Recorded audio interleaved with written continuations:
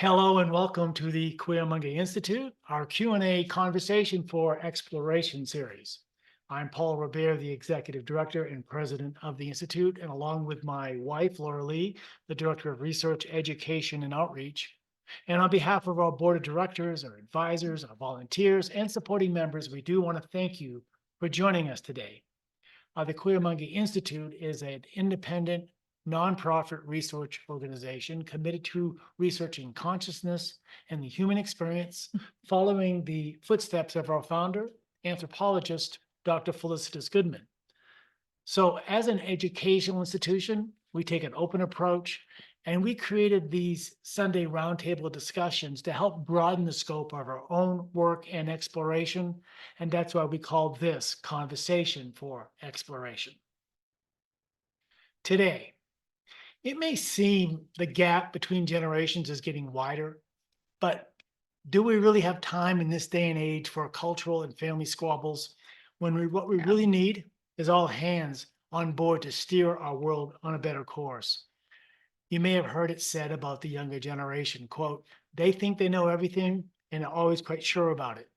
Well, that wasn't a recent quote. That actually is a quote from Aristotle around 350 BC. So, what's changed? People of all ages are questioning everything and want to be part of a solution. The change makers of all ages are gearing up to help us create a better world, to heal the many divides that threaten to disempower us, and to bring us together to envision and to create a world which we can all agree upon. How do we do this? How do we come together? Well, first, different age groups can develop connection by having a shared purpose. And to take that a step further, our research here at the Cuyamunge Institute for the last 50 years provides strong evidence of the power of a shared experience as well. Well, I'm interested in the evolution of culture, the evolution of worldview. Mhm. And I find that the world that we're handing this coming up generations fraught with extra problems. It's difficult enough to grow up, but when you have a world falling apart on so many levels, that's adding a little extra The pressure. perception effect, yeah. Yeah. So what I find today is I want to hear from the 20 and the 30-year-olds more about what they're Mhm. doing, how they're handling it, how they're navigating the world ahead. And we recently spent time with two young change makers who, like many of their generation, are gearing up to help steer the world to a more sustainable and just world that we all want to live in. So let me introduce our panel today. First, we have Olivia Russo. She describes herself as a budding social scientist from Birmingham, Alabama, with a bachelor's in sociology and a double minor in anthropology and psychology. She says the focus of her current research is spanning collegiate level pedagogical methods, ethnic diasporas, media, and historic and contemporary civil rights in America. And she adds she has a particular passion for using research findings as a tool for developing public policy and cultivating awareness. Welcome, Olivia. First of all, that's an ambitious mission. Thank you for having me. It's definitely a work in progress and something that's taken a lot of time to cultivate and a lot of intention to cultivate, and is very much in the early stages. And so I'm excited to see kind of where it's going to go to in the next several years. So thank you guys again for having me. I'm really honored.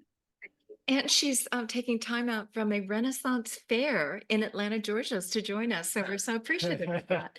I asked Olivia for a short list of what she most wanted to tackle because I really want to hear about this in your own words. And she wrote back, wrestling with the responsibility of, quote, saving the world, Right. developing a healthy relationship and love for the planet and all living beings. Doing so means we can approach change in joy and passion and not in anger and rage. We are so with you there.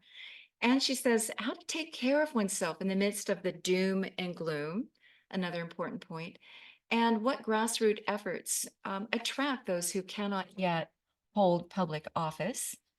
What conversation skills are needed, and how is the technological divide inhibiting or enhancing those skills? So we've got a lot to cover with you today. So thank you for that. And thanks for being here. I also want to introduce Nadia Black.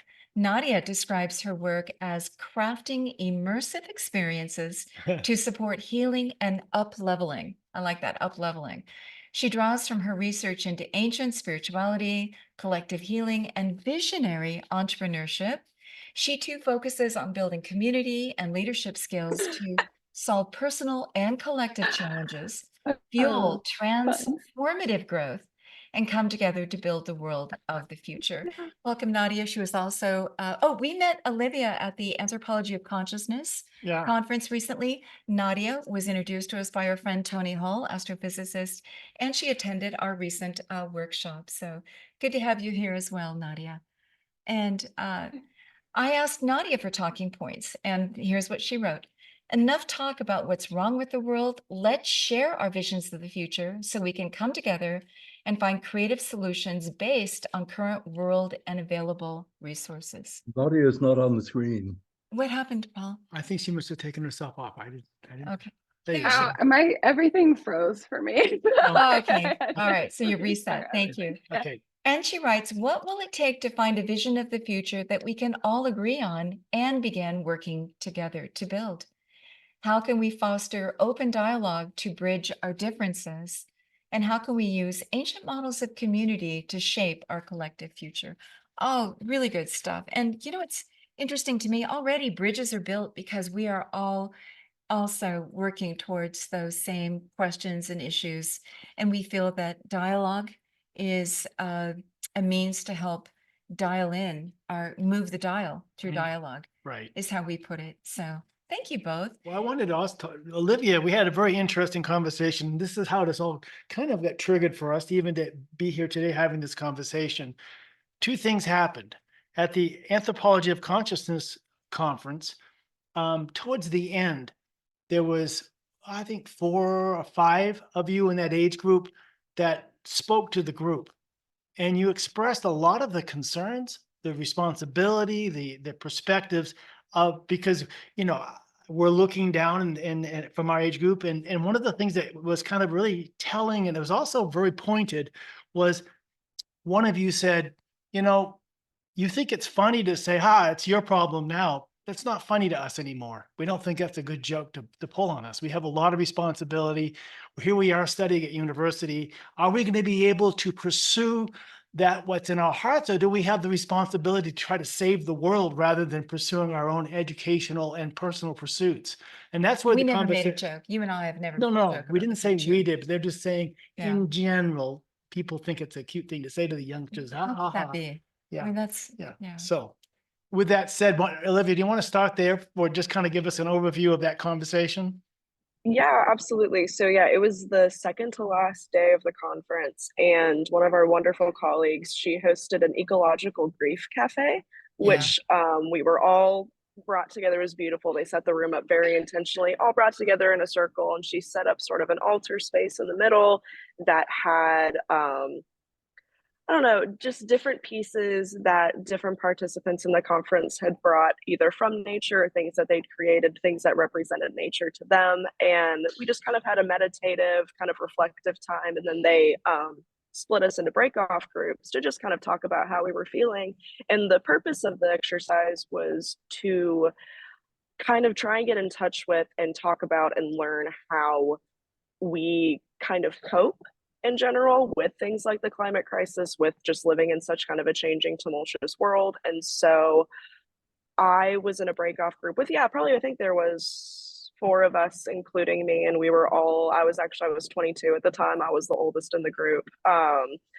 And instead of being very melancholy, which I think was kind of the tone that was being carried throughout the exercise, they were very angry and very frustrated with, like, why are we sitting here and, like, reflecting on how to take care of ourselves or reflecting on healing when it's like the world is on fire outside and all these things are going on. Like, I don't feel like I can take that time for myself. And so when we all brought back, I kind of asked permission of both the people that I was with and then also the people in the space that we were occupying, if I could just kind of present a question to the people in the room that were older than we were. I'm like, what would you tell, somebody in their early 20s that, like, here's what we're being faced with, here's what we're struggling with. Like, what would you tell us to do now, Mm. so that when we are completed with our educations, when we do have a little bit more of a mental orientation of how we want to utilize our skills in order to help the world, we can do that effectively. Like, what can we do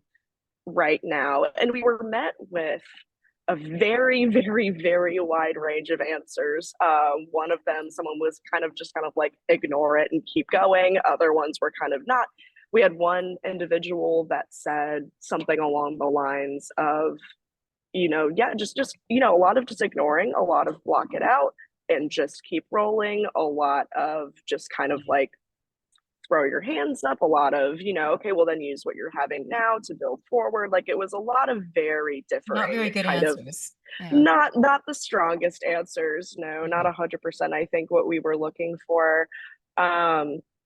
But yeah, it kind of cascaded into the conversation of, I think, a lot of people that are in my generation that I know, and again, I occupy, or a lot of us do occupy kind of the social science sphere, where we are having, these types of conversations, I think, more commonly. But even people that I know, just friends of mine from high school and the people I'm at the Ren Fair with, it's like we've been told a lot, that this, it's our responsibility to fix this. Like, here you go, we messed it up, but y'all are the next ones, we're hands off, see you later, like, here you go. And I remember one of the girls that was in the group was like, I don't feel like I can pursue Mhm. my dreams and the things that I want to do, or all of the future planning that's happening between like 18 to 22-year-olds that are in undergrad or coming out of undergrad is so contextualized by the state of the world at the moment, whether that be, do I want to pursue higher education, or do I want to go immediately into something different? Do I want to have a family? Like, anybody that I know that is like, I don't want kids, it's not necessarily because they don't want to be parents, it's because they don't want to bring children into the world the current way that it is. And so it's like all of these very formative decisions that you're supposed to be making in your adolescent years are being contextualized by things that are severely out of your control. And so that was what I think I kind of gleaned the most, was where some of that anger was coming from during that exercise. And so I think, yeah, this is a bit of a continuation of that conversation. Oh, very much a continuation. We just want to hear where you're at. Mm. And there aren't any really good answers, are there? I mean, if there were, we would have solved it a long time ago. It's like, how do you diagnose this? How do you come up with solutions? Nadia, what do you want to add to this? Well, the first thing is like these concerns are really valid. And I graduated college in 2009 at the height of the Great Recession, into what felt very similarly like, oh my gosh, the world is falling apart. Like, there's something around every corner. And my background is in I grew up in the alternative kind of world. So like the queer spaces, spaces where self-expression. I'm a very creative being in a world that like really tried to make sure I wasn't creative. So that's a lot of like where I come from. So the people that I navigate this world with all have kind of that same trauma pattern of, having this extraordinary creativity and this extraordinary potential, and then being put into a world where that creativity is not only like not wanted, but it's punished. And so now we're getting into spaces where like people have forgotten how to be creative, and we've forgotten how to come to the table collectively with creative solutions, is kind of how it feels for me. And what I'm seeing over, the last 20 years of my journey is that creative revolution is happening. Like, we are on, not that the creative revolution is starting, it's started, and we are now taking it, we're just the continuation. So I feel like I'm the gap between the counterculture movement of the 60s and then this emerging counterculture movement. And I just happen to be so well placed. Like, I feel like this is 1994 all over again. Like, there's so much anticipation, and like things are happening, and we're like, getting close to all kinds of social change. And we're all just coming to the table to be like, how can I help you? And so for me, how I look at this is kind of like being in that in-between bridge space, is saying like, because I grew up before the internet was a household thing, but I also can, have the internet as something that's just available and all, like, yeah. And that created some things in the world that we need to figure out how to bridge. But young people have really valid concerns, but also people when I was young had valid concerns. And when, like, you know, everyone on this call when they were young, like, they had valid concerns, and the world just shut them up. The world just shuts us up because they don't want to hear about it. And so I think we're all here to say, no, we're all going to make some noise about this, and we're all going to join our voice together, and we're all going to like speak out and be like, no, it stops with us. This is how we heal generational trauma. We come together and say, it stops here. It doesn't go past me, and it's not going to go past Laura, because she's awesome. So Laura is putting up her hand, and Paul are putting up their hand and being like, okay, no. And so then I can stand behind that and be like, okay, nope, it's not getting past me either, so that we can then keep like the next generation. And then Olivia gets to say like, no, it's not getting past me either. And it's called holding the line. It's a protest thing, right? You hold the line, and it's like, look, we're not going to let it get worse, because I have an 8-year-old son, and like, this is personal for me. Like, if it gets any worse, like, what's going to happen to my kid? You know, I did make the choice to have kids. So here's where I'm coming to the table from. So what do you build next, right? We have a foundation of culture. We have a foundation of technology. We have a foundation of an infrastructure. What's the next layer going to build? How are you going to move the dial to find what is the world that you want to build? How do you destroy everything that's come before and build from rubble, or do you take what we have and just start to build where we want it? How do you do that? How do you move a ship? Bucky Fuller talked about the trim tab, making small changes, because by the time that trajectory happens, you're way far from where you were. But do we have time for that anymore? How do you even decide and come together as change makers and communicate? Yeah. The internet's certainly helpful for that. What's the next step? What are you doing, Olivia, for this? How do you tackle this with your peers? What's the conversation like? Extensive and constantly evolving and taking place in many different spaces and classrooms and bars and coffee shops. Like, it's, and I think that honestly is part of it, is just a continual conversation and understanding that I think we are being met right now with such a sense of urgency, Yeah. with how a lot of these major issues are being talked about, for better or for worse. I think it goes both ways. They're, you know, again, like what you were saying, these are very valid and real concerns. You know, this is not all just fear mongering. Like, there's a big chunk of this that is real and needs to be dealt with ASAP. But also, intentional change is not something that happens overnight, whether you like it or not. It's something that is built slowly and intentionally. And I think we're lucky. And I think that we need to remember that we have done a lot of that work, and that there are, and giving credit to the groups that are doing a lot of that work. Like, I'm so glad that you brought up queer spaces, because that is such a very, very loud, creative, mobilizing, and it's, you know, it's so inherently intersectional. So you're spanning generations, you're spanning racial groups, you're spanning incomes. It's like, that really is a unique kind of case study for how the world as a whole, I think, is coping with these, but especially younger people who were promised a better life that I think they're finding might be harder than they originally assumed. And so these kinds of conversations that I think I'm having with my friends are just talking about how we can, at this time, invest in ourselves so that we can invest in other people. You know, it's like, okay, how can we tie the work that we are doing into tapping into and being able to help with these issues that we all care very deeply and intrinsically about,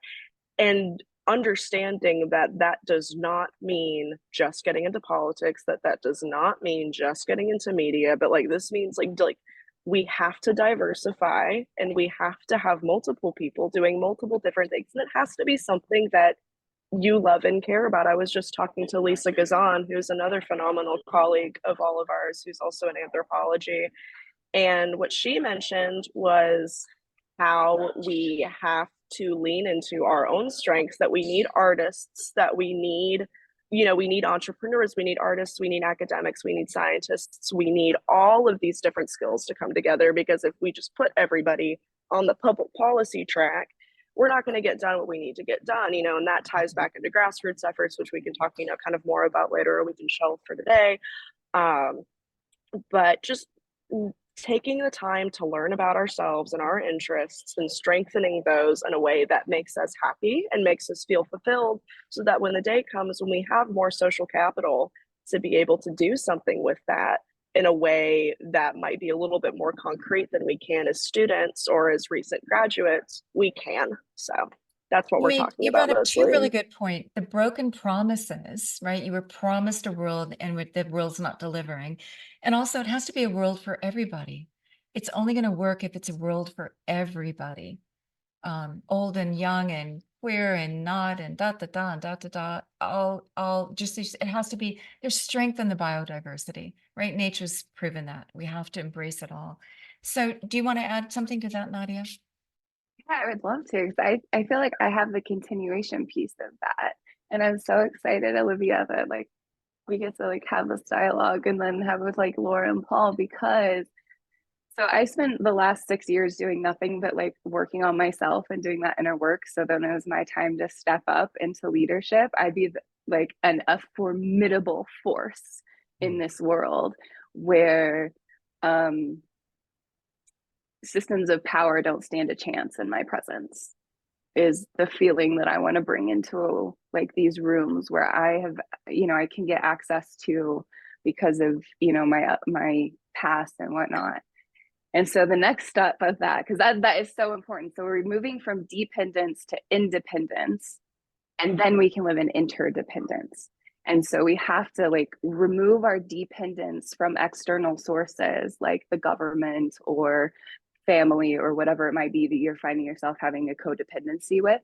And so we're breaking ourselves free of these codependencies so that we can step into this space of independence and having these independent identities and realities. And we learn that through that inner work and through doing that work to, question ourselves and question our conditioning and question our upbringing and question the narrative that exists out there, and to question what we've all been told, and then to come to a conclusion and a space of internal authority. So we have external authority, which is like where we're sitting in dependence. And then we have internal authority, which is, I know what's best for me and I'm going to do it. And once we hit that spot, which is, I feel like where I'm at, so I'm going to speak from this of like, there is a place where you come where you're like, I'm healed, like I'm done, like I'm at least done for this moment, and now I'm going to go kick some butt, and then we can come back to healing if necessary. But I hope to be a little bit of bearer of good news that there is a bright side on the other side of all that. Keep going, you're doing amazing. Something very interesting in our workshop, because you come together in a small group and it becomes a loving family, as you described it. And then you said you didn't grow up in a loving family, you didn't have a blueprint for that. So that is part of the inner work. So maybe redefining family, finding a new sense of family. If we're not coming together as a family, the family of man, right? I wonder, we need to come together as an ecosystem. We need to come together as citizens of the cosmos. We need to come together in a larger sphere and find that sense of unity. And where we all have like that independent space too, where we're not dependent on each other, but we can be interdependent. And I love that of like, I can have my family, and then I can have like, we can bring our families together, and now we make this bigger extended family. And that's like what feels so good about chosen family, and like having these kind of interlocked units that can then fit in with other people. And for me, that's like my vision of the world is like, I have my family, and you have your family, and we love our families and we nurture our families, but like we're going to be able to bring our families together and like do some cool stuff together and like share resources. And eventually, so to answer one of your questions, Laura, I don't think we need to tear down the world. I think that would be a silly waste of time. I have zero interest in dismantling anybody's systems. They're going to dismantle themselves. What I have interest in is finding those in-between spaces where there's already vast amounts of creative energy to tap into, and then just like use those resources to build something. And the bar is so low in this world, just make something more fun than what's currently available, and then people come and do your thing. So like that's how I approach everything. You find hope in that. right? You find Yeah. hope. And Olivia, where do you find hope? Where do you find inspiration? How do you offset the doom and gloom that faces the world? Oh my goodness. First off, I loved that you brought up found family, and I love that you brought up investing in those networks because, and on your topic of, well, how do I find healing? That's where I find healing is in those very intentional, like smaller spaces, because I feel like if we're talking, we're in an era of like media saturation where we're just constantly being flooded with information. And there's, I believe anyway, a very intentional decision by the people that are flooding this information to orient us toward these larger macro level structures that we don't have as much control over. And then what is happening is that we are turning away from our very immediate communities that we actually do have a lot of control over. Like, I know there's so many people my age that when the presidential elections roll around, like, we're all blowing up people's phones, like, go register to vote, go to the polls, like, get out and go. But then when it's these small local elections for mayors or representatives, it's complete radio silence from people my age. And I'm like, no. This is the one that we need to be like, this is our call to arms. Like, this is the one that we've got to be going towards. And so I think there's a lack of understanding, I think, amongst a lot of people my age and what is actually really kind of important to be engaging with, because we're taught to engage in sort of these larger level structures. Nah, man, go to your town hall, go to your HOA meeting, go to that random school board meeting, go to your local coffee shop and just try and talk to people, like reorienting our gaze into it, reinvesting back into our own communities, because that is a way that you can have tangible change immediately. And I will also argue is in itself extremely healing, because you're going to get connected with people, not just over the internet, but someone standing next to you that is there for the exact same reason that you are, helping the exact same community that you are. Because if you can bolster the people around you, because who knows, in the communities that you come from, you're going to be surrounded by people who also may not have the resources to be able to be a part of these change. So you're also going to be serving them so that you can also clump them in, and then you can all become a part of this big thing. And then the more that you network in your smaller communities, the more numbers you have, the more education that you have. I say education not in collegiate, but education just as an awareness. Life education. Then you can go and start tackling maybe these bigger issues. But no, reinvest in your own communities, get to know your cities and your neighborhoods, and you move into a new house and go bring cookies to the person next door. Like, take time out of your day to do those things. Like, it's so worth it. And I think Build that's how I community, definitely build find relations, be an Yeah. influencer, roll up your sleeves. Yeah. absolutely. Yeah. And be willing to like go into communities that like you feel a little uncomfortable in, and really find that common ground with people. And I'm from a small town in Kansas, and like being able to sit with my super conservative dad and actually have a conversation with him and be like, I want to find our common ground, and I want to find where we come into a space of unconditional love and acceptance, because he matters too. And like, not allowing people to get left at the door just because like there's these surface level things that are a little bit uncomfortable for us. So I really challenge people to go and sit in rooms that make you go, what the heck? Like, this is not how I do life, but I'm here for it. So we can't just be sitting with our own people all the time. Learn the most from sitting down with people and finding that bridge, and keep digging with compassion and love and an open heart. That's personal growth right there. Everybody can be a lesson for us.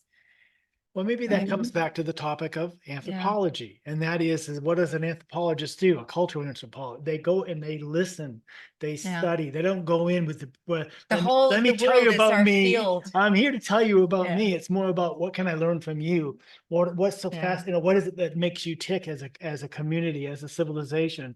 Anthropology has that adaptation of being able to be a participant, and like that, whether you're a boomer or whether you're a Gen Zer or you're in between as a millennial, there is that opportunity to also listen and to find that connecting points as a self-assignment as being an anthropologist, as someone who wants to understand the human experiences. We're all Tell me studying more about what you humanity. guys think. Right. And this is really impactful because in preparing for today's topic, I put a couple keywords in the search engines, and what comes up is the corporate world is shaking in its boots, saying, "What do we do now that all of a sudden the boomers are going to have less and less control of what happens in our companies? How do we get these Gen Zers and millennials to step Fall up, in line. to fall in line, to help our corporations survive? Where does the corporation, the How entire about the culture?" corporations start to serve the Right. needs of the people? They're asking the questions. They're Yeah. all asking the questions, which comes back to the same thing. So it's not just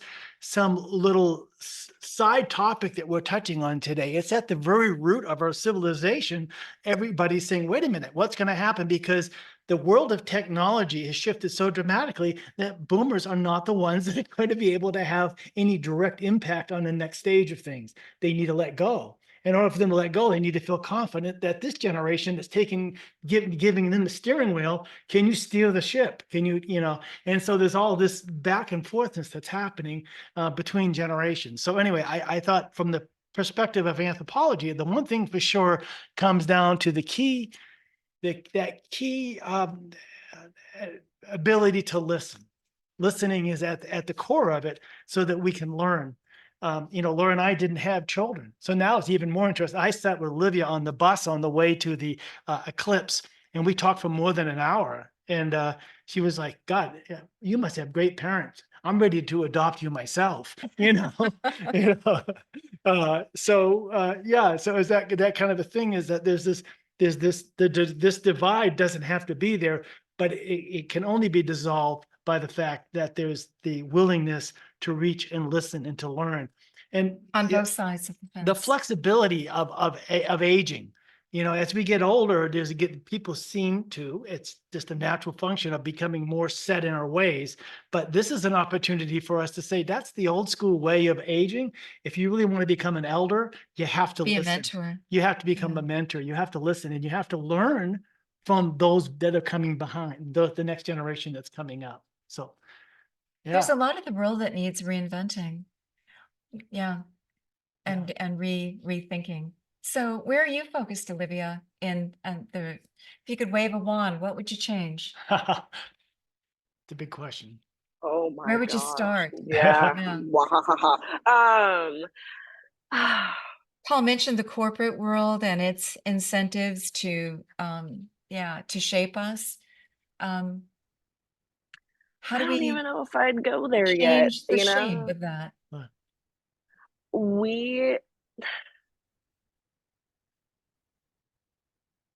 We have lost the ability, I think, in a very, very big way. And it's not especially intergenerationally, but just in general, my generation can't do it. I think my parents' generation can't do it. I think the generation before them can't do it. I think it's just, as a society as a whole, we really have lost the ability to just know how to talk to each other in a way that is not inherently antagonistic. And I also, again, I grew up in the American South, where there's a very real culture of some more aggressive ideas that tend not to jive with the majority of the population. I'm very, very lucky that I had parents that were not that way and taught me about some of those discrepancies and taught me how to have productive conversations about what we need to be talking about. Like, I mean, I definitely am a product of my upbringing, and they love to say that they didn't do any of the work. They're in here right now. You guys did the work, I promise. Good work, And that guys. real bit, but then that, on the topic of this conversation of being able to have conversations with people that are in a different generation, my parents and I are able to talk about just about anything, and I really appreciate that. But that took a lot of work on both sides, and us educating each other on our upbringings and on our perspectives. Even though they raised me, as I get older, they don't have eyes on me as much anymore. I'm off, building my own culture around myself, and I'm off doing my own things. And then I come back with them and be like, here's what we're doing now. Like, here's what this looks like. She froze for a moment.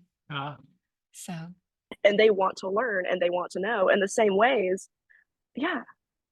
Oh, okay. I'm sorry. And then inherently, I'm able to learn from them who are older than I am and have a much more contextualized experience of, again, they've seen this before. They were also once my age and angry, you know, and so it's like now they get to tell me what it was like for them now that they're older and still angry, but angry about different things and how they worked through that. So it's like there's wisdom that our generation doesn't have strictly because we haven't been here as long. And so I really think if I were to just wave a wand to fix something, the first thing that I would fix is the ability for us to just be able to talk to each other in a way that is not inherently political, it's not inherently antagonistic, that is just really trying to take as calm and objective, which I know is ironic coming from an anthropologist, but like stance as possible on what is going on and really trying to glean what legitimate feelings are and what the actual not what we're told to be afraid of, what are we actually afraid of, you know, what are we really intrinsically passionate about and noticing in our lives that are making us uncomfortable. And I think that's another thing that I would probably try and fix is just taking away the pain that people go through of learning how to be comfortable with their discomfort, because that's can be very, very hard. And we don't like, we're people, we're humans, we don't like to be uncomfortable, we don't like to feel like we're being squeezed into these tiny spaces. And that's something that I think takes a lot of learning to be able to reconcile internally with. And I wish that I could take away a lot of the pain for people of trying to gain a holistic perspective of the way that things are, because they're not great, they can be better. And having that process be much more peaceful so that we're not bringing as much anger in and that we're bringing in much more determination and maybe drive not and cancel desire. everything that quote triggers you rather than canceling Mhm. it or canceling people. How about if we get in there and start building some bridges and understand? Absolutely. Yeah. And that goes back to, you know, dismantling antagonistic conversation. You know, it's like instead of looking for we're all going wrong, let's see where we're getting it right. Let's see what we can all kind of agree on and build out, you know, and build out from there. But while also being able to challenge and hold each other accountable, you know, don't excuse, but Yeah. Be comfortable with being called out as well. Yeah. Yeah. What would you wave a wand at, Nadia? What's the first thing that needs doing? I, hmm. I think if I could wave a magic wand, and this is like the dreamer in me, like this is where we're gonna come and really bring in the dreamer aspect of this. I actually think the world is heading in a really great direction, and I love where we're at right now. I think that we are seeing change on levels that we haven't seen change in a really long time. And as I somebody agree with who has that. Mhm. studied like consistent social progress and like the industrialization of the West, right? Like, and how it's kind of shifted and changed. I actually think we're in a really good place. There's some cool stuff in the world, and we're building on. We're not. So what's that say? We didn't start the fire. We're not trying to start a fire here. The fire was started, and we're just trying to be like, all right, cool. Things burned down. We have all this creative potential. What are we going to do with it? So if I had a magic wand and I could just wave it, I would say, hey, look, actually, the world isn't as bad as we think it is. In fact, the world is a better place for many, many, many, many people. I was the first girl, I'm 36 years old. I was the first girl in my high school to take another girl to prom. And I had to fight like hell to get that privilege. Wow. And now it's like, whatever. It's cool. Mm-hmm. Like you took a girl to prom. It was a big deal. And then even going back a generation before me, like you did not get to do that. You know, so we can take these like kind of micro aspects and say like, okay, in this space, here's how I have progress. In this space, here's how we have progress. And then like we start to build this picture of progress, and it stops feeling so freaking hard, because getting momentum is a hard thing. But if we can tap into the momentum that's already built and say, you know what, I'm Really good standing on the point. shoulders of giants, and I'm going to take one heck of a leap into the future because like I'm well supported and I'm really loved. And we are all like, you know, there were some people that did some really cool stuff before any of us were ever a thought. And we're all just picking up that mantle and being like, thank you. thank you so much for like chaining yourself to the White House fence so that I could vote. Thank you so much for that. Thank you so much for like, you know, fighting to get slavery abolished. And thank you so much for all these things, right? And thank you for your contributions, and thank you for the map that you left, and thank you for, you know, the clues and the steps that all these people have had. And I'm going to come together and we're going to come be like, okay, here's what these groups did, and here's what this social movement did, and here's how they did, and here's how where they got it right, where they got it wrong, and what can we try to do better, and knowing that it's all one giant experiment. None of us know what we're well doing. said. None of Yeah, us. yeah. Thank None you. of us. The countless steps of many, many, many, many, and generations before you.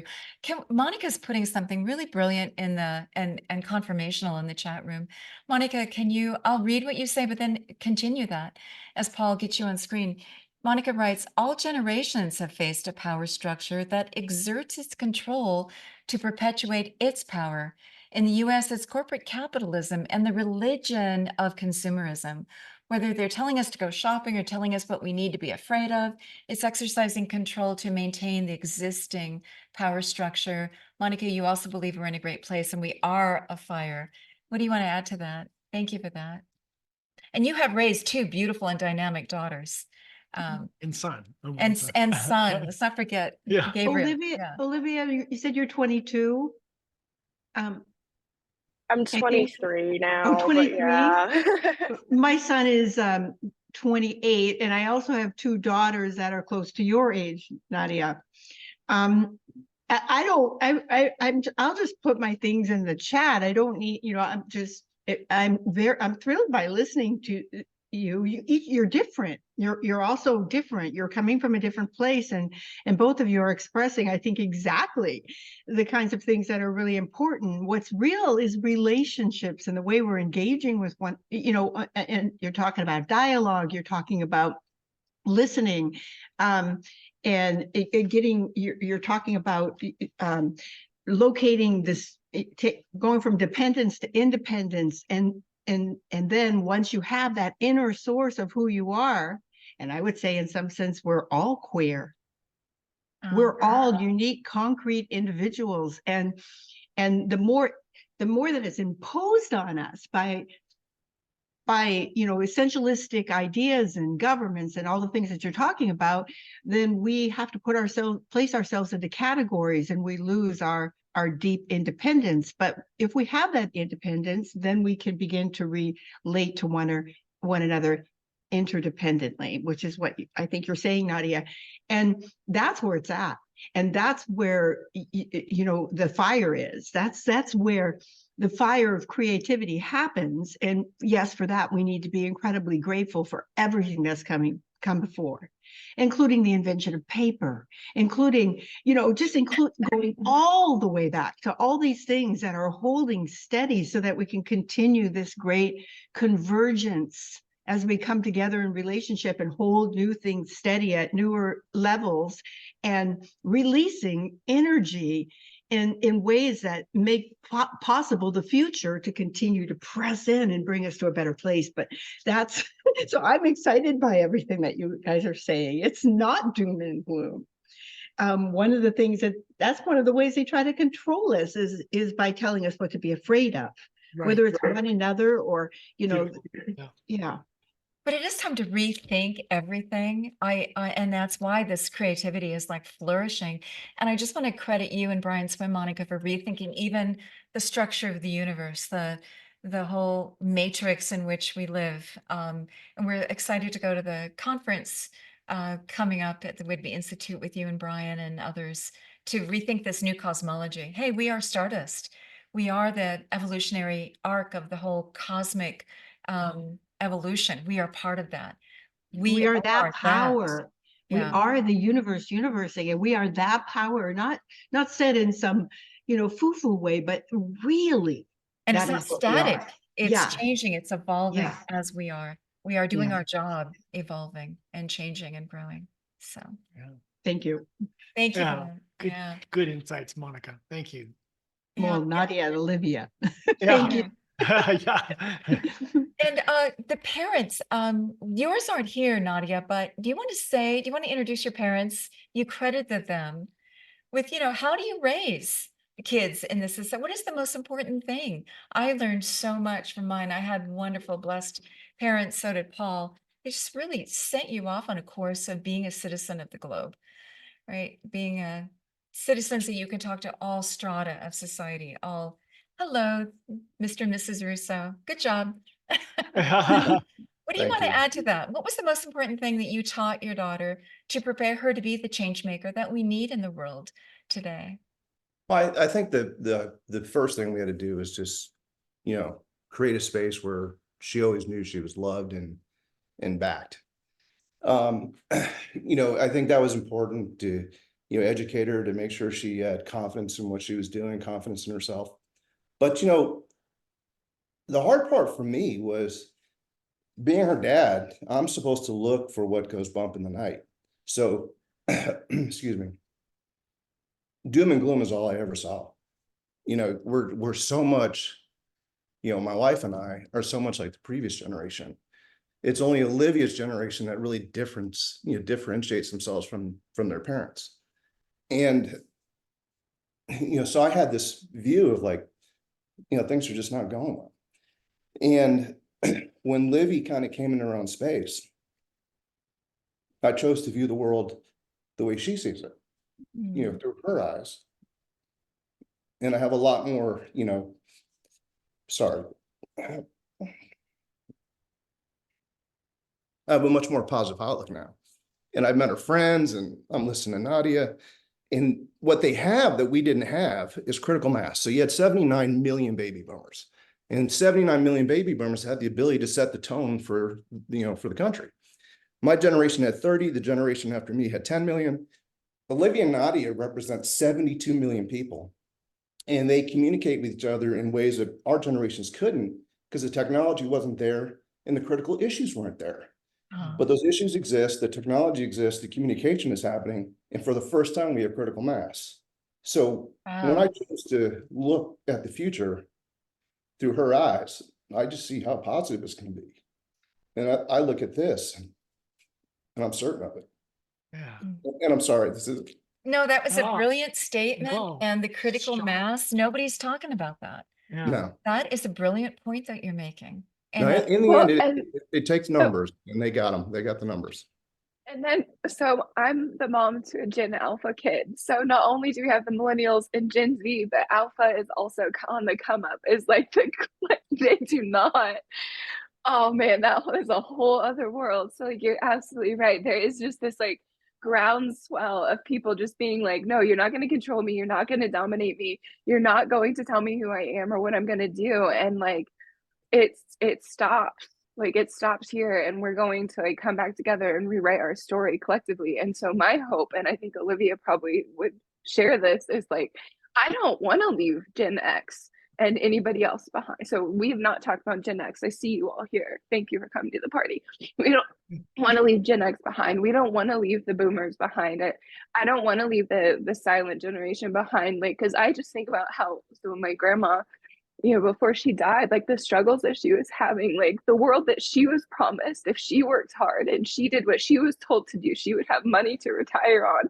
And my grandma died in absolute destitution because the systems were no longer there to support her, and the lies that she was told, she believed them, just like I believe them, just like Olivia believed them. And now we're like, you know what? We're not going to believe your stuff anymore. We're going to make a difference. So thank you for one, raising an awesome kid, and two, for like bringing that up. Because like, honestly, like we can't keep going like this, like the world can't just continue in this direction.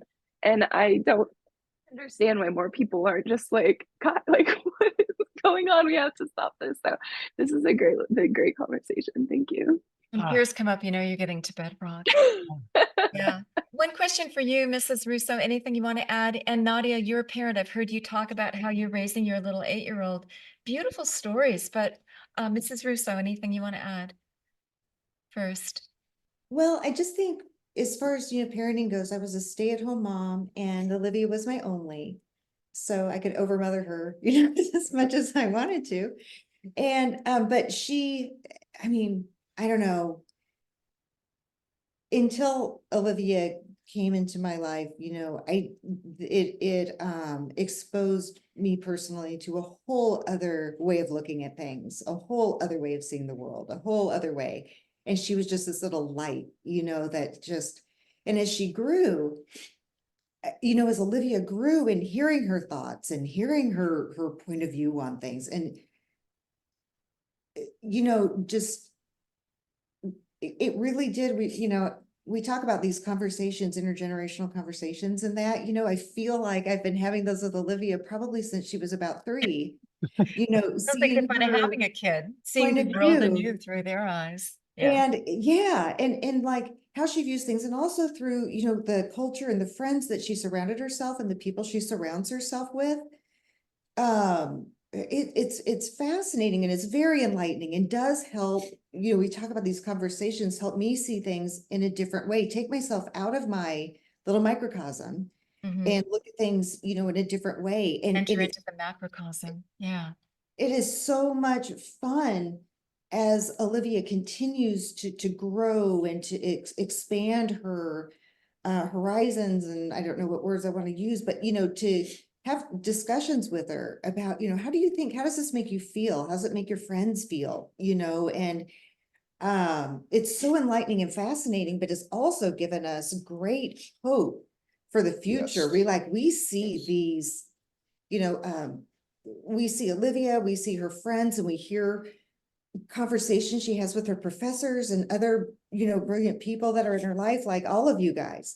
And it's so encouraging, and it's just comforting, I guess. Yeah, there's We're definitely finding that too. a lot of cause for hope. Yeah. And just seeing this is great. But her friends are our favorite people. We love them.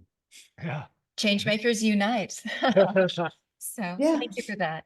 I just want to also credit you, Nadia. I've heard you tell stories of dealing with your little 8-year-old, and they're so encouraging.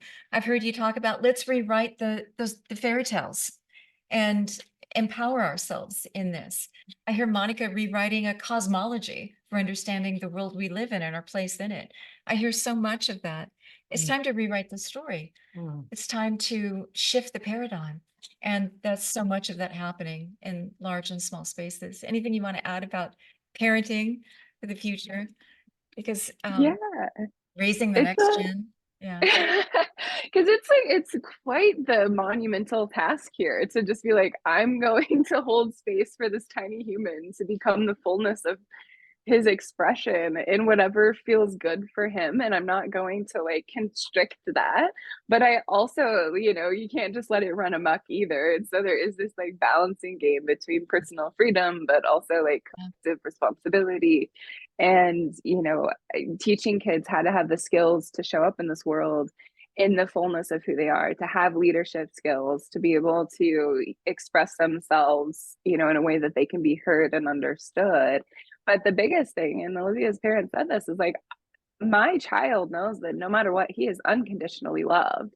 Like, there is nothing that he can do that is going to make me, unlove him. Like, and that, because that foundation is there, he feels safe to kind of explore who he is. And I had the exact opposite of that growing up. I, was told who I was going to be. We're going to bring back these power and control mechanisms, right? Somebody else mentioned in the chat, like, I grew up in such a stifling environment where I was told who I was supposed to be. I was told how to act. I was told what to think. And any divergence from that was like shunning and immediate, like, you are not worthy of love, and you are not worthy of, respect or any of these things. And so I grew up thinking that, like, if I was myself, I'm not worthy of love if I'm just being myself. So big part of like raising my child and all of the children that come into my world. Like, I was a nanny for 10 years. I have worked with hundreds of children. I love kids. And that's like the biggest thing is like just saying, you are loved no matter what. You cannot screw this up. You cannot like make me think less of you.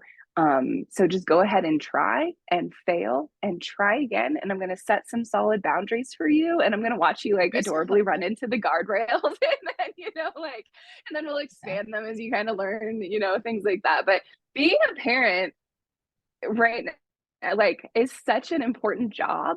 And I think, you know, where I'm at in my life, stepping into like the role of mother and really owning that and like really doing that on the scale that I desire to is my job right now, is my role in this world, not to just mother my child, but partly to mother like this next generation and the like people in like Gen Z to be like, hey, like We you're talked doing about awesome stuff. reparenting ourselves and really Mhm. filling in what was missing.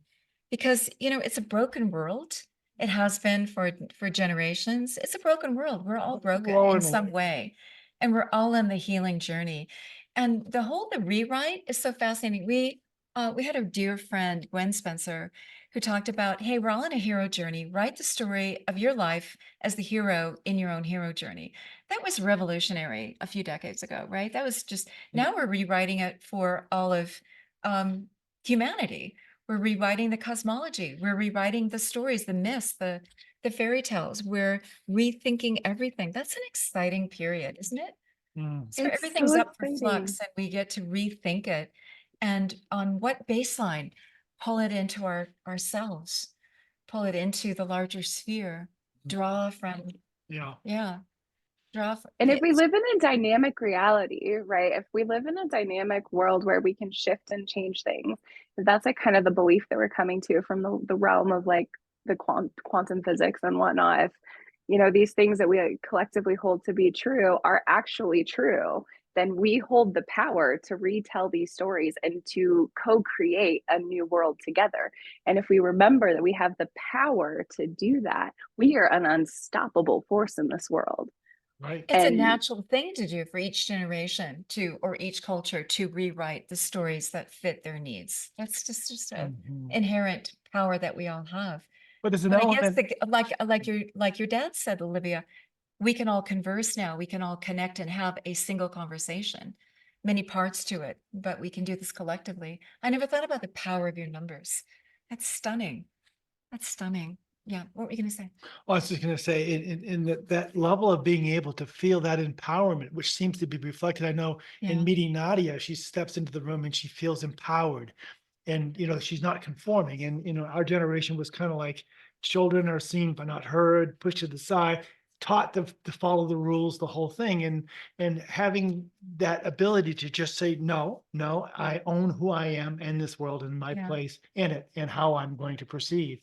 And I think that's maybe that holding a mirror up and say, gosh, that is a powerful place to be. And that was part of the, I think, genius of our parenting. You know, my dad would always say, hey, go figure it out. I may open a door from you, but you're the one that will have to Mm. step into it. You need to sell yourself. You need to arm yourself with your own And then, education, self-worth, understanding, perception, skill sets, develop them, make your way in the world, right? and in that So, and generation, it's not going to be easy. it was a big deal Yeah. in that generation for women to be told they can be equals, that they can do anything a man can do, that they have that particular possibility. Which my father said. Right. You just have to work harder for half as much, Yeah. but you can do it. Yeah. Yeah, twice as hard for half as much. So that's the math, so go out and do it. That's the math. Now go to work. and Yeah. then you did it. And then like people like Olivia and I get to say like, okay, you took on the burden to say, I'm still gonna do this and I'm gonna get half as much, but I'm gonna work 2 times as hard. And so then I can come in and say, you know what? I am equal to a man because these women proved it. I don't have to prove myself. I can just walk into a room with that equality. And it's because of people like you, Laura.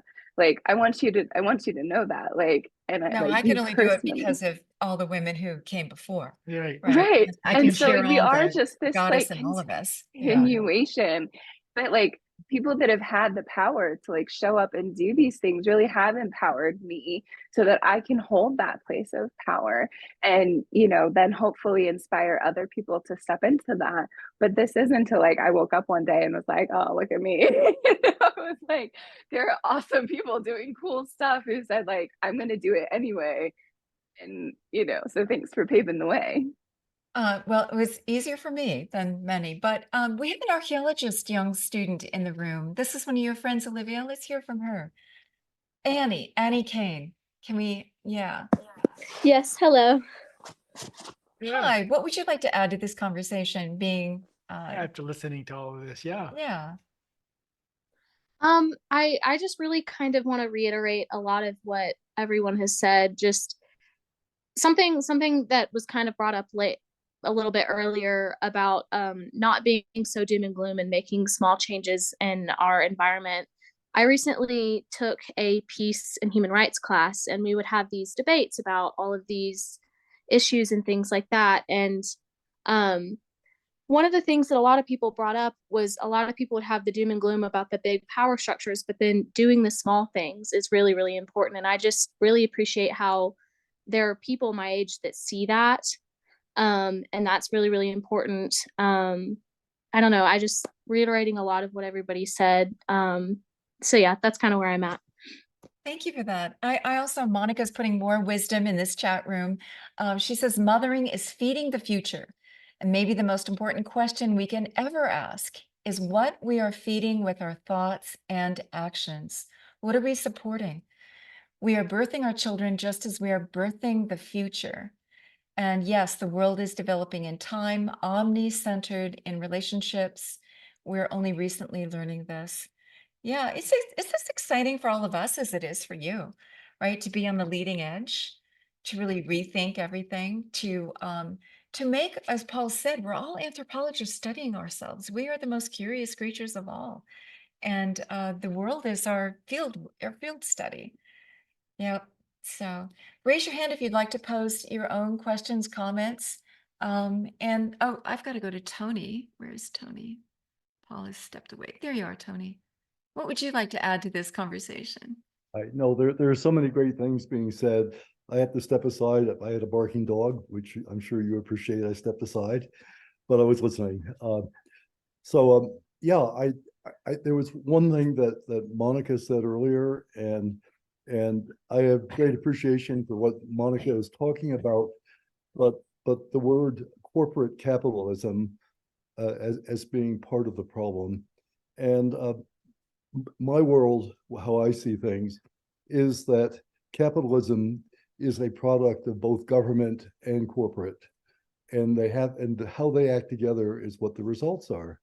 We have the opportunity to influence this by political discussions and by who we elect, and I think that's a very important thing.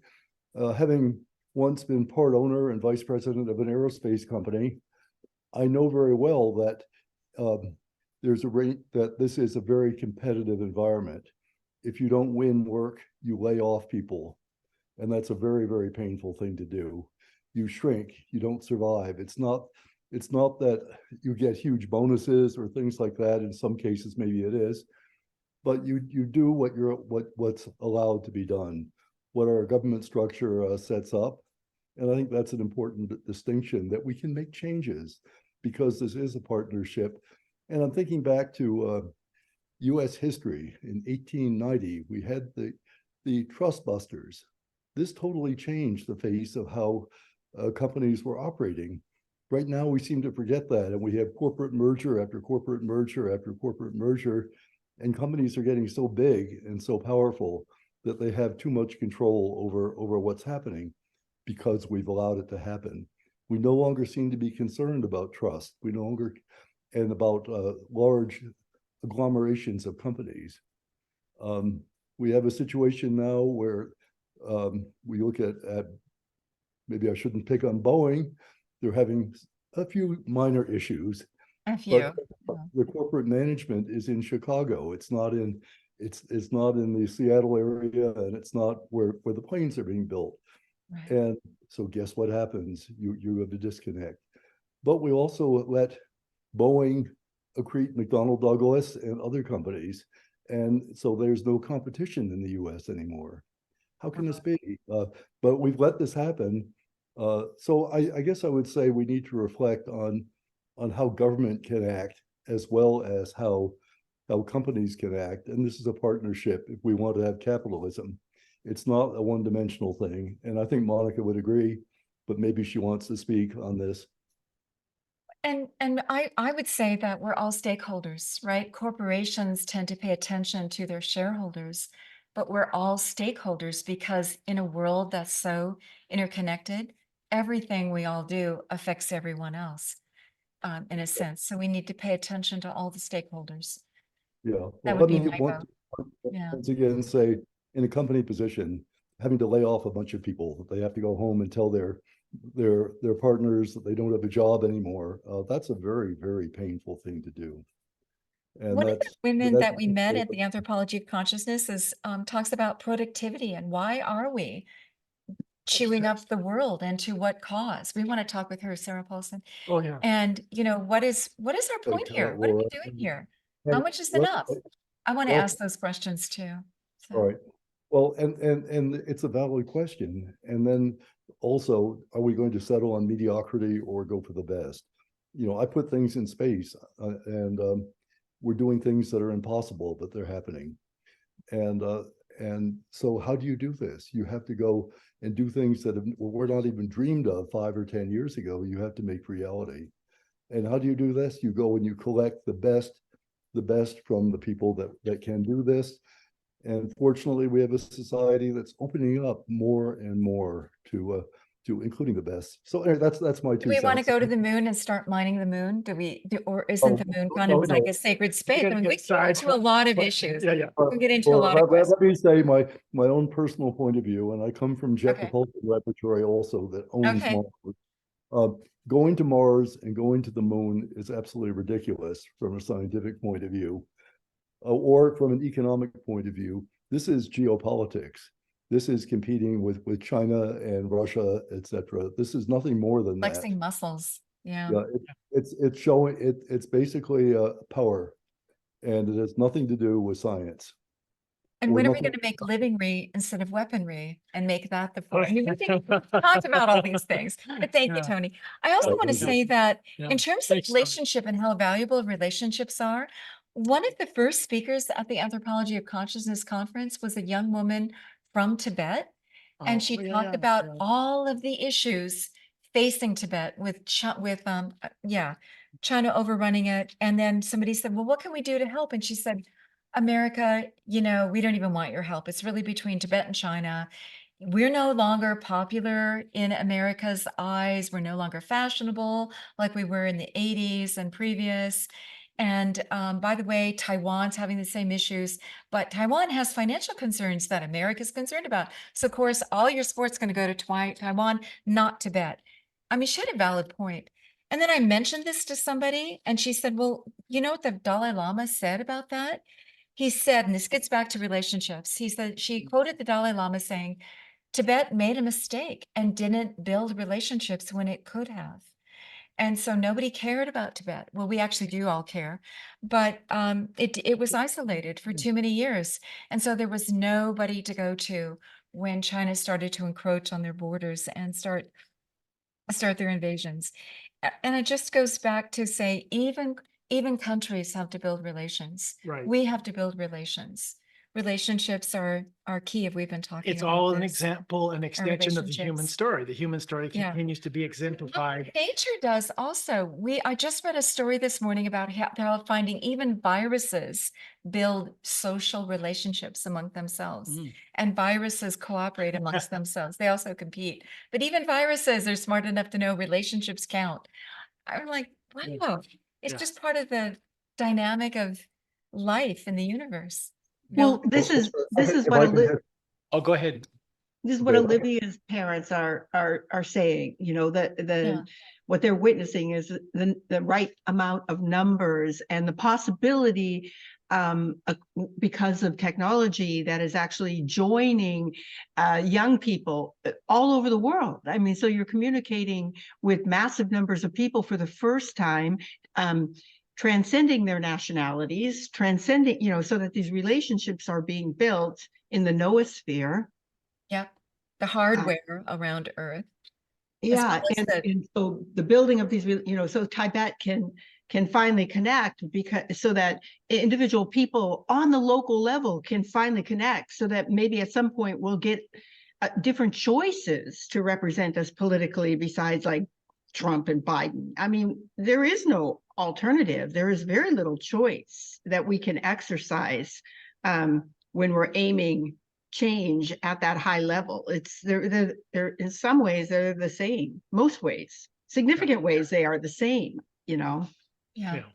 Yeah. And we can choose to participate. We can vote with our dollars. We can show up or not show up. We get to choose where our attention goes. So I Yeah. think we need to be We more can take care of one conscious. another and build the alliances here at the level that Tibet wished it had done when it had the opportunity, just like the US had the opportunity post the towers coming down to build relationships with the rest of the world instead of saying you're either with us or against us. You know, we have opportunity, just like Israel has that opportunity now, you know, but everybody's choosing to sorry. What? Olivia, you're saying, go ahead and repeat what you just put in the chat if you would. Good points on this.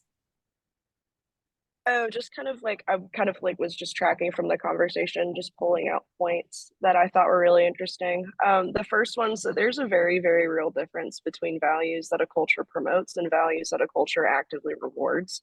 And I think that that's something that we're seeing a lot of right now. I think specifically, again, I'm coming from a Western perspective, where like capitalism as a whole, you know, talking about consumerism, like a culture of consumerism, where it's like we talk about sustainability and we claim that we value these ideas of only taking what we need.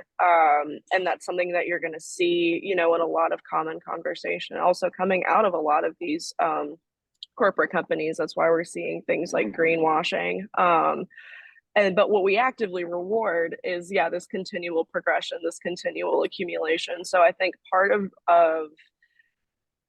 talking about like work that you can do independently to kind of garner an understanding of the issue is trying to almost put them in two camps. Like, okay, is this something that we value or is this something that we reward? And is there, you know, kind of a middle ground? See the And difference maybe that between could be them. Yeah, exactly. And just distinguishing what that is, because you absolutely have to kind of like what you were talking about earlier, sweet Nadia, about pulling yourself out of that perspective. I think that that's a really, really big part of being able to hold your institutions accountable as an individual. And then obviously that's information that can be transmitted further.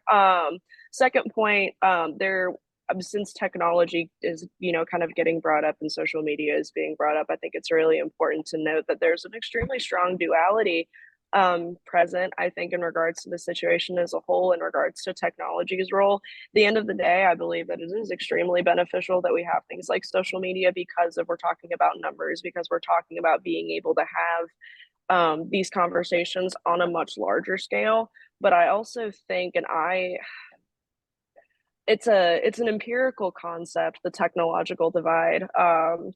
It's something that a lot of social scientists are studying, and so they're not placing blame on any generation in particular, but it is talking about how the general lack of education about technological and media literacy in older generations is putting them at a very severe disadvantage. And that's not their fault, that's not anyone's fault, it's just that is a very like real reality. And I think that as wonderful I think as media is and as social media is in these conversations, I also feel like it is important to note that I actually think that part of the inability or the, you know, the struggle that I think we're having with intergenerational conversations is because a lot of younger people really only know how to have these types of conversations over the internet or over these kind of spaces. And Exclude some portion of the which is population. excluding a huge portion of the population. And it's not like those are the most intentional conversations, are the ones that are happening over social media. We have all of the tools to do exactly what we need to do. Social media is one of them, but those face-to-face conversations are those as well. So whether that means, you know, increasing, you know, media literacy for older generations, or that means just taking, you know, just more time out of our days to learn how to have these conversations off the internet. I think it needs to be both, because at the end of the day, you know, when we've all known this, there's no taking social media away. Like, this is only going to be moving forward. This is only going to be, you know, newness for all of us moving forward, no matter what age that you're at. I'm still in like, I'm the last, I think, age of like, I remember like I grew up with the internet, but like I didn't, it was still very much a commodity. Like, my interaction with the internet as a child was like sitting up on the computer with my mom and we were watching like old 80s music videos, and that was my internet usage as a kid. Where now it's very, very different. There's a much stronger social aspect for kiddos that are using the internet now. We did not, absolutely did not have that until we were late teens, probably, like consistently anyway, like all of us had it. And so I do think technology is a really, really important part of this conversation in really good regards to how point. we want to shape future conversations. Yeah. Yeah. And what then about like the AI? effects of AI too. Yeah. Like AI and how all of this is gonna impact it. Because like at this point the beast has been unleashed. And so how are we gonna show up and meet this machine where it's at? And so my current approach is I just want to be so creative that AI can't keep up with me. Because AI is always just an iteration of the past and like learning and all of that stuff. And so like to push that creativity forward, if you hack this algorithm, these AI algorithms, and figure out what they're learning and how they're learning it and what they're regurgitating, and then you like just really start to shift and shape the conversation. This is like where like really subversive radical change can happen, is through hacking the algorithms of social media or of YouTube or of whatever these AI programs are putting out there. And that's like such an extraordinary part of this conversation. But first, before we start doing that, what's the bigger vision? Like, what are we trying to move toward? Because if we're all just like putting our own little thing out there, like we're just this individual, like, oh, I'm gonna do this thing, but if we come together and we're like, okay, we have this shared vision, and here's like what I'm really good at, and here's my role in all of this, and here's how I'm going to give 120%. And I know that if I just show up and like, do my part, we are moving in the direction of change. And, Laura, like you talked about the ship, right? And it's like, do we have time to turn this vessel around? I don't know, but like, I do know that if we don't try, we're going to fail. So I'm willing to just be like, let's give it a shot and see if we can get in the direct. And here's my a little bit of nihilism maybe coming in, but the Earth is only it lives to be about 11 billion or so years, give or take. So like worst case scenario, we've only got about like 6.5-7 billion more years before like everything just implodes on itself anyways, and we start all over again. So like let's just give it our best shot and see what happens and see how cool we can be before like everything's hit the reset Earth is button. about 4 billion years old, and reset. life has been precariously threatened multiple times, and life always finds a way. Yeah. Right. Yeah, So that's a good. I have no doubt Earth will continue. I'm just wondering about us, our species. But Yeah. some good points Another there. thing- It's how do we define the world we all want to live in? What does that look like? How can we come together in a Whatever you wanted to conversation? say. Yeah. Oh, just like super, super quick, because this was just something I thought was interesting about the AI conversation. One thing that I've been noticing out of, honestly, kind of actually out of academia with AI is because I feel like up until this point, we've been taking a very reactive approach with social media, where like we put it out in the world, had absolutely no idea what it was going to do. And then we're slowly starting to see all these issues going in on the back end and being like, okay, let me fix that. Like, okay, we're catfishing. Let's not do that anymore. Oh, we're, embezzling funds over whatever. Okay, let's not do that anymore. Like we're taking a very reactive approach. I feel like as we're already starting to see a lot of papers come out about like inherent bias in AI and like, okay, what are we going to do about that? Where it's like, this is one of the first times I think is kind of daunting, as scary as the concept of AI, I think can kind of be for a lot of professionals. We're holding it accountable very early on. And I'm glad that we're doing that, because that's the first time I've really, in my lifetime, I feel like I've really ever seen us do it with mainstream accessible social media, like really making sure that we're educated on where the stuff is coming from, what it's going to do, who are the populations and jobs that this is going to target most. So it's like already we're starting to see a difference in types of conversation in regards to new and emergent forms of social media that we have not seen before, centered around things like bias, not just about accessibility and not just about jobs, but about like, okay, on the ground, like what is this looking like for just normal people who are using this? And I think that already is a pretty big cultural shift in itself about how we as a society are approaching technology, because that is always going to be a crux Part of the this. story is the story that's apparent, and then there's the underlying story, and it's Right. biases and its influence, the unspoken story. And we've been questioning that in our culture for a long time. And at the Anthropology of Consciousness conference, they had demonstrations of the hidden bias in AI. Yeah, that's what Well, you're and referring to as and one well, example of many. Yeah. and AI was trained by us. So Yeah, AI garbage is in, just garbage out. revealing our hidden biases and saying like, hey, this is what you think about this group of people, and this is what you think about this group of people. And AI is a reflection for us to say like, okay, but is this is this what we want to believe moving forward? Do we want to have these inherent biases? So it's like AI is just like, let's bring the cream Mirror, to the mirror top, into and what are we focus. going to do about it? And also, Because how is it influencing us without us really being cognizant of it, Mhm. right? What are the hidden biases? You know, it So does. we need to question those. Good point. Yeah. It does bring up some very fundamental questions. And one of the things Laura and I are directing this institute based on experience, the human experience, and we're saying, how does that fit in? AI versus I am, AI versus that Or what do we internal humans have that AI would never will? the exactly the human experience, the human technology that's within us. Because where does that role play as we go forth 10, 15, 20 years from now?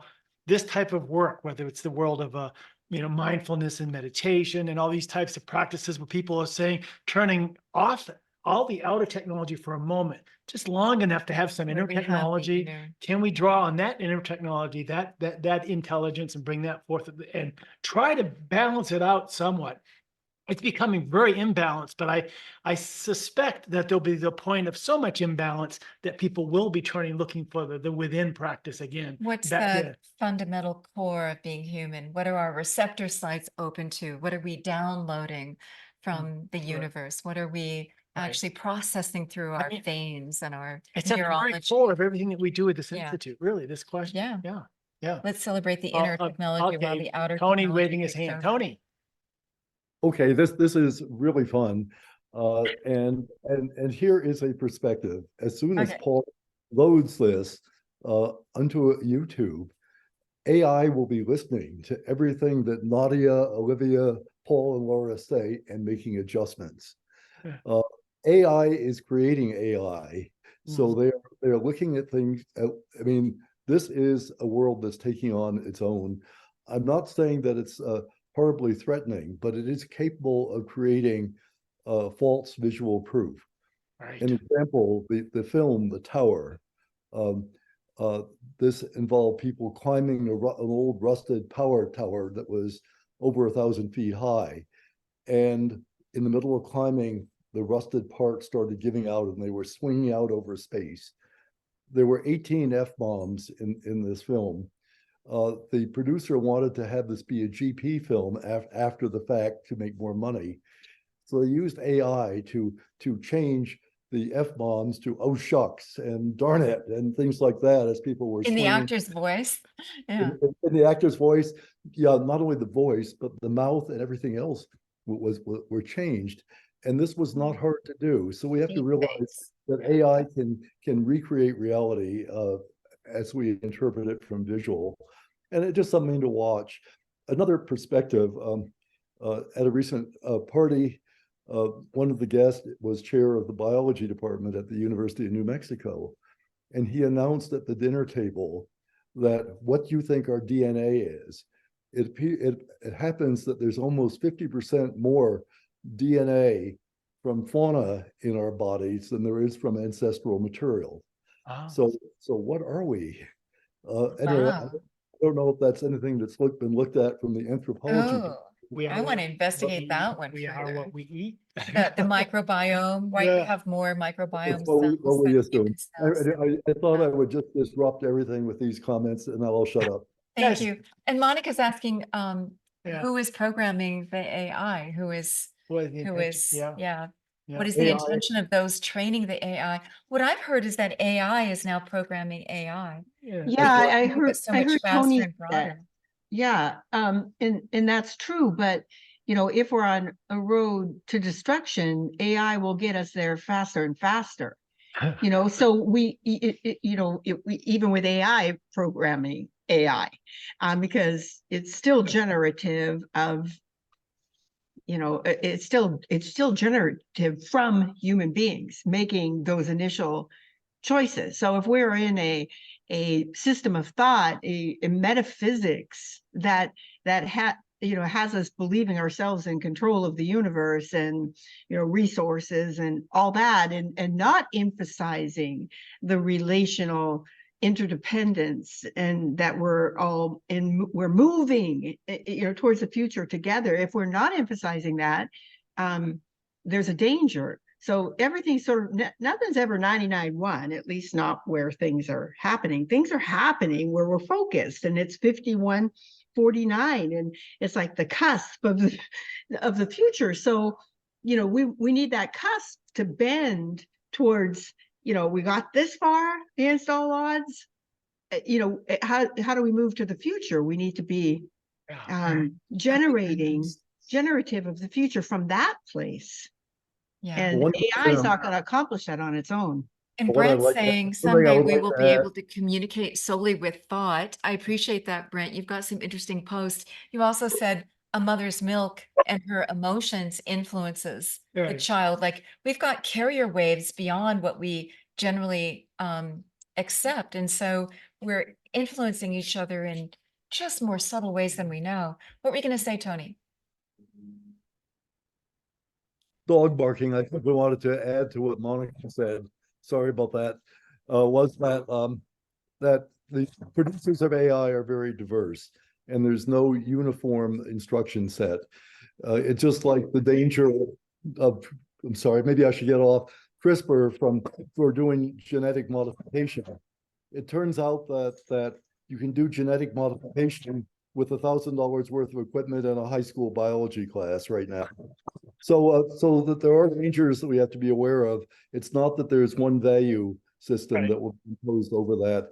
And a question I have, and maybe Monica has answers, I'm sorry, is how can we bring this together to have basically a human response as opposed to node A versus node Z versus node triple alpha type of thing. And Olivia, Nadia, you realize you're going to have to jump into this You very can see it's a forcefully. multi-generational conversation is taking Push you place. to the edges. Yeah. I put something in the chat. I don't know if that counts or not. I'd like to say Like something if that's all right. I mean, interdependence and returning to the earth to cope. What do you mean by that, Olivia? I'm good. Yeah. Hold on. Dad, did you want to say something? yeah, I'd like to, I mean, I run a software company, Oh, so I have to okay. deal with AI on a regular basis. And, I'm good. if you think of human history, you think of history. There have been some amazing decisions made. I mean, we can all agree that there have just been amazing, incredible decisions made. Well, every single decision is made by a human. And emotion is a critical part of that decision-making process. And I would tell you that emotion is a critical part of logic. I think it's just inherent to the design. I think that's the real threat for AI, because we are not in AI anymore. We're in generative AI, so it's creating original content, but without the emotion that I think is inherent to make good decisions and to have logic. So to me, from my perspective, that's probably my biggest concern about it. And there is no plan to ever change that. It's just not possible within that realm. So AI is making decisions on behalf of all of us, but without the emotional content. Right. Yeah, like the majority of stocks are now traded by AI, not humans. So like the stock market, it just hit this like huge thing about like hit 40,000, index. The majority of those trades are made by AI, not humans. And so like, how is wealth now being generated in this world and passed in the hands of people? Like there are a lot of like really intense conversations that we had that are going to have to be had about AI and the future of all of this. Then I'm always going to bring it back to like, so what is the vision? What is the vision and what are we moving towards? So as we step into like these roles, and I'm a visionary entrepreneur, so I'm like creating new businesses based on these like challenges because I love to creatively solve challenges. And so, how am I making decisions I make those decisions based on the future and that I want to create and the world that I want to build. Thank And you. if we all can like come together and say like, this is what we're working toward, then I think we can, you know, as we step into our roles of whatever that might be, because there are going to be people who need to code AI and there are people that need to like be doing this stuff. It's not going away. And I want the good, I want the good guys to be coding this stuff. And, Well, you I know, look at the power of all of this, and we could invent the technology to clean up the environment. We could invent the technology to distribute resources equitably. We could invent the livingware. We could invent those stuff that works with Mother Nature, not against her. Why aren't we doing that? So that's my real all question. technology is a tool. That is all that it is. It is all that it has ever been. That is all that it will ever be. It's a tool. It is something that we can utilize. It's a tangible thing that we can, you know, mold into whatever we need it to be at that time. And because of the way that our society is structured in a hierarchical nature, that means that there are always going to be people, most likely, unless due to some crazy happens, there's always going to be people that are above us that are going to be using it for something that we probably think is weird or something that doesn't resonate with anything but that upper kind of crust percentage. But we are very lucky in that is it just being a tool, it is extremely accessible to the majority of the population in a certain form, not in all forms, but that's okay. In a certain form, it is. So, like Nadia, what you're doing, like visionary entrepreneurship, that's a really, really good example of just using a human tool, the ability to create a business, the desire to provide, you know, for your immediate, but then also being able to use it as a way to tap into these bigger issues that we've been talking about kind of this whole time. And so it's like trying to track things back, breaking it down to its barest bones, where we can see where it originates and where it starts, and then harnessing that and then utilizing that going forward, because things are always going to be in development. A lot of times it's going to be things that are out of control. And so AI is going to be the next big thing. You know, we already know that it's the next big thing. It is the next big thing. We're here, we're in it, it's happening. There's nothing we can do about it. Okay, well, then let's start digging into some examples of people using it, you know, for good. And let, you know, we're starting to see this coming out of academia. We're starting to see this, you know, coming out in these smaller areas. Like, let's, while we're still in the early days of it, you know, even though again we're in it, let's start understanding it as a tool instead of this really, really big thing that we need to be afraid of. And this is going to be a archetypal conflict that we're always going to come into as a species that's always consistently developing. And if we're going to continue to have these sort of hierarchical structures that we have, we're always going to have to reconcile with this. And so on the days and on the things that are powerful and accessible, we need to be taking the time to educate ourselves and educate the people around us on what we can be using that for, in order to, you know, fit the bigger picture that we're trying to do. And then this is kind of bouncing way backward, kind of towards the beginning of this conversation, but I think someone wanted me to bring it up again in the chat about emphasizing interdependence and returning to the earth. I'm really glad that you are talking about, I think it was Sweet Monica, you brought it up, about how we have kind of posited ourselves at the top of the food chain, you know, in regards to yeah, we do have, you know, inhabit a very unique level of consciousness. But I think what we've also done is separated ourselves in a very large way from nature and from the earth in itself, and that we are, you know, dominion. There's us, and then there's literally everything. And that's never once ever been the way that it works. And so I think that's going to take a global cultural shift, I think, to be able to fully understand that that's the way that things are. But kind of talking about healing, talking about coping, talking about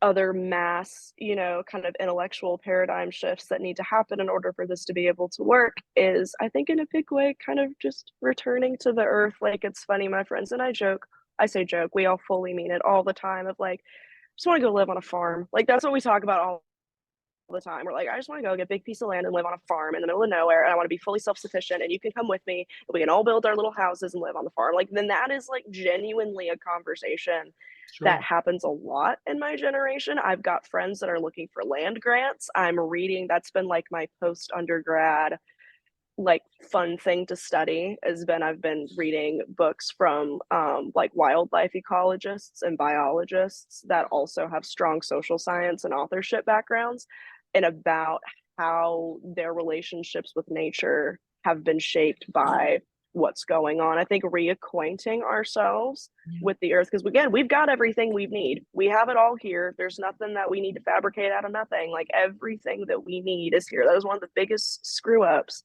that our species has ever done in regards to the climate crisis, is creating something that can't be undone by the means with which it was made, where plastic breaks down into something that's toxic. Like that was a very unnatural thing for us to do. And so I think, but part of the reason that we were able to do that and move as far forward with it is because we didn't think about the cyclical aspects of life. We didn't think about the interconnectivity of life and how we're all being affected intrinsically by what we do, that we're all made of trees, that we're all these things, you know. And it can sound like, I don't know, I hate it because it sounds hippy dippy sometimes, but that's what it is. We are all intrinsically us, and we've lost, culturally have completely lost that. And we need to get back to that if we want to like genuinely fully stop what's happening. Do you think this trajectory from me to we goes, oh, me as an individual, well, I need to build community.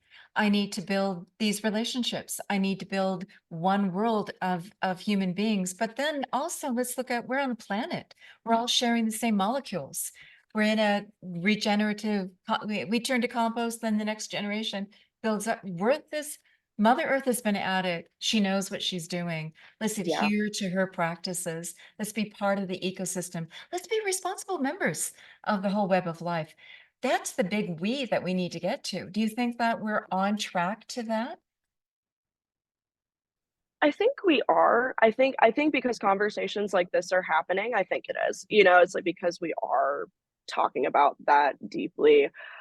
Yeah. I hope that that's where we're heading. I know, at least in my own spaces, there definitely seems to be a newer kind of emphasis on, you know, nature and taking the time to go outside and kind of dig around in the dirt a little bit. And I think that that's a big part of it. I think for Personal those of relationship us, with our planet, personal relationship with nature absolutely needs to be revived.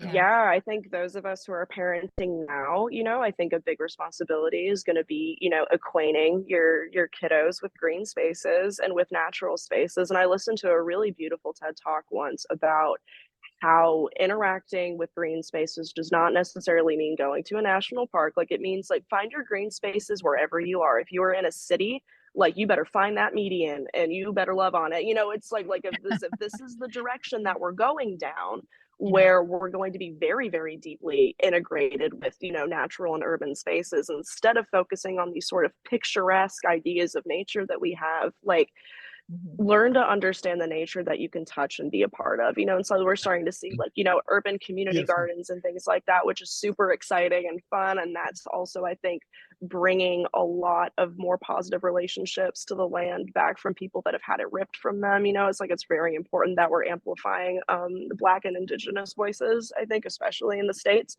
during this, who have a very oppression-ridden history with the land, and really allowing them and amplifying their knowledge that they have. And so I think that's another really big part of it, is going to be, you know, listening to voices that have been intentionally ignored for a very long time. And that is something that I will give to our generation. We're doing really good on, is we are trying really, really hard to make sure that lots of people have the mic. And I'm a really big fan of that.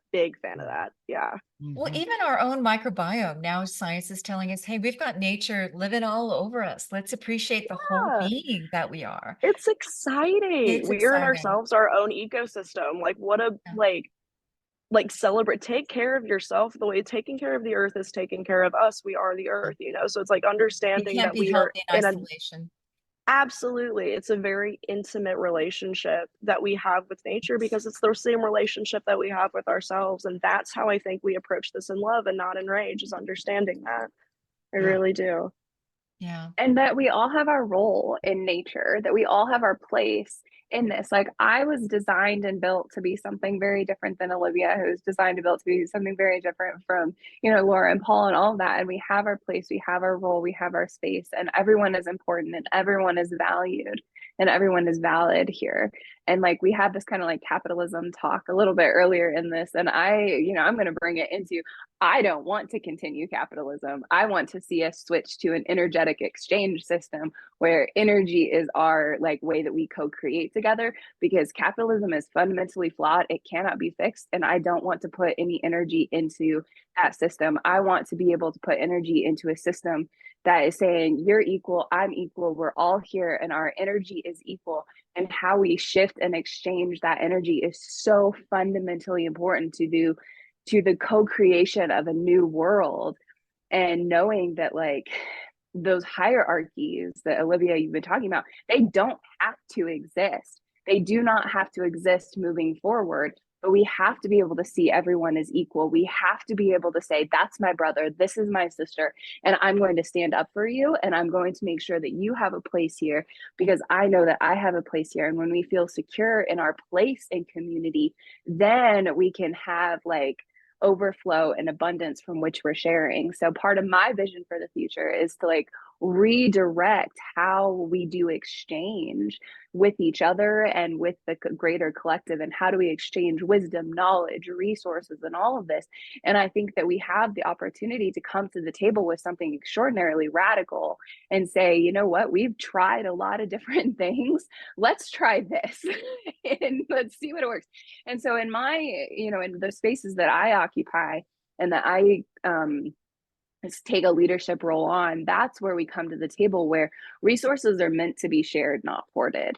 Our energy is meant to be shared, not hoarded, but we have to make sure that our seatbelt is on and that our, oxygen mask is on first. So I have to make sure that I'm taking care of my physical vessel, my mental vessel, my emotional state, and like making sure I have resources, that I feel secure, so that when I do have abundance, I can share it with people from a space of like giving, instead of like, oh, I don't know, if I give you this, then there's I a won't have very any. old model for that. And one of the most fascinating aspects to the Ice Age cultures, the Gravettian culture, is they call it the Gravettian globalization. So that this culture spanned all of Europe up into Asia, into Siberia. It was one mother culture that traded ideas and goods and techniques and tools and culture and myths and stories. One huge culture. In the Americas, we were just in St. Louis for this anthropology conference. We went to Cahokia, part of the Mississippian culture, huge, vast trade network from Canada to Mexico, from the Atlantic to the Rockies. I mean, a huge, vast culture of exchange of ideas and goods. So commerce used to be part of the network for the exchange of ideas and people and marriages and relationships and ideas. So I mean, yeah, we've long had commerce and entrepreneurship as being part of the health of a culture, right? And then I'm gonna, since this We're a is recent experiment in time, right? yeah, and then like bringing this back, so like you all are probably a lot more well versed on this than I am, so I'm just going to kind of give my high level, because I don't have a anthropological background. I have a history and political science degree and a minor in philosophy, so I'm really I like to think big. So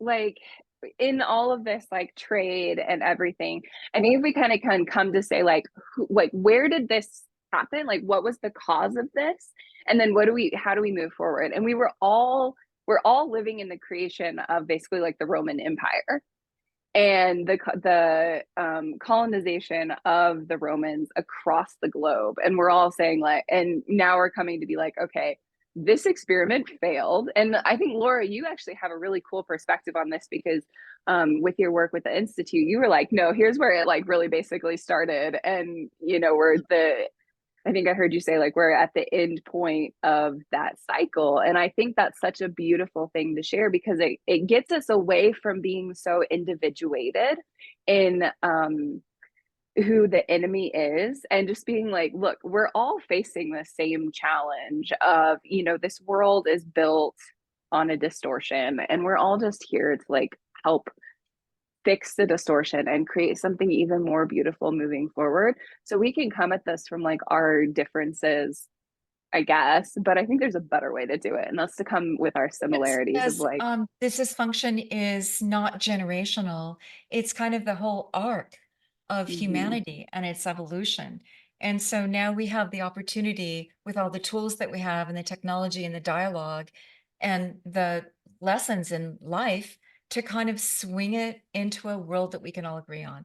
So I think that maybe the technological and the hurt and pain and all the suffering we've all gone through has been to come to this moment, and Monica's got a lot to say on this as well, so that we have the wherewithal to create and find that balance.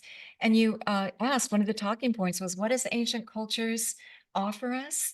They've always been about, at least to my understanding, how do we right this relationship, beginning with ourselves and our community and the world at large? How do we right the relationship and find balance and health and healing and happiness and all of the flourishing?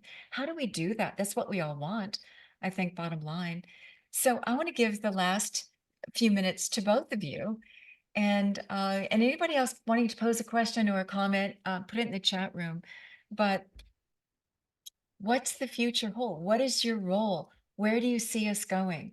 How do we better define it? What's missing from the conversation that you want to conclude with?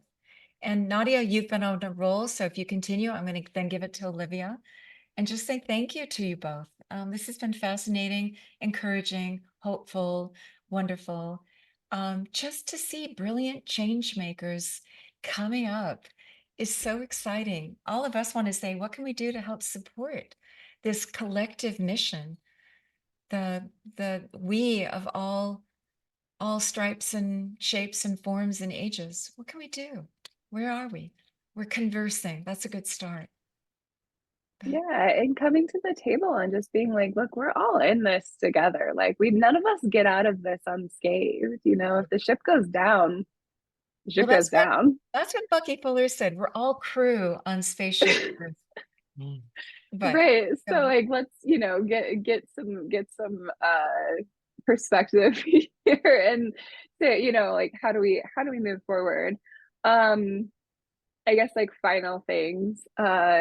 The healing is important, and being able to see our own inherent biases and the places we're coming into conversation with, and doing that work on ourselves, because that's not something that we can change in other people. And one of the things that I see a lot in dialogue is people, you know, trying to tell other people how to communicate, and it's deeply ineffective, you know, to try to like limit what people say.